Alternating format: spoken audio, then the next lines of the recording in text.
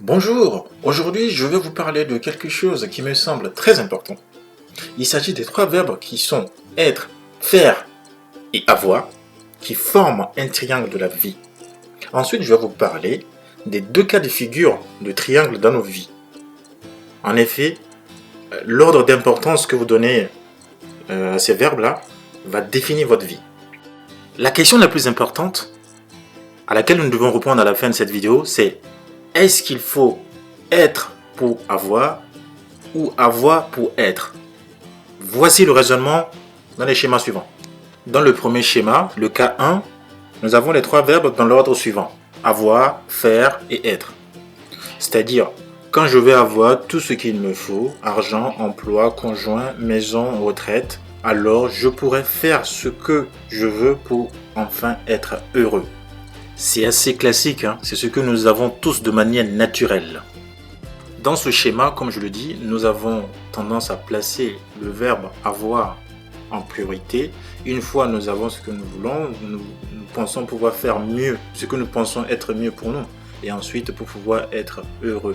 Et ce schéma dans ce triangle-là, c'est un triangle qui est dangereux et qui nous crée des frustrations. Je vais vous expliquer pourquoi je dis ça. En effet, le besoin de posséder peut paraître sécurisant et nous pousser à agir pour obtenir ce que nous voulons. Mais il ne fait que renforcer nos attentes, nos frustrations et notre ego. Il nous pousse dans un sentiment de bonheur éphémère. C'est une illusion.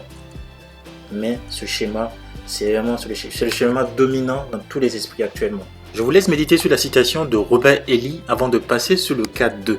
Le cas 2, c'est le schéma dans lequel nous plaçons le verbe être en priorité, ensuite le verbe faire et enfin le verbe avoir.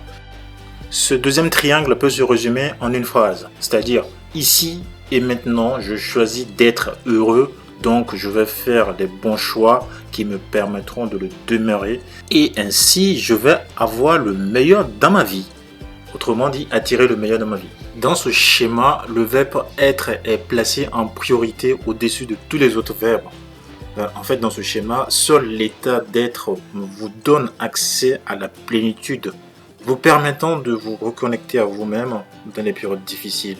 Et c'est le meilleur schéma, en tout cas moi, je me retrouve dans ce schéma-là. Sachez une chose, quel que soit l'ordre que vous allez choisir, vous attirez à vous toujours plus de ce sur quoi vous vous focalisez en fait. Donc, quel que soit le schéma que vous choisissez, sachez que le bonheur se trouve en vous-même d'abord.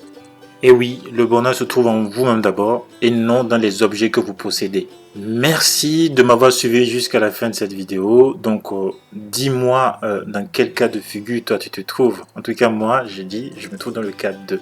Partagez vos réponses dans les commentaires massivement. À bientôt sur la chaîne Agir Quantum. Salut!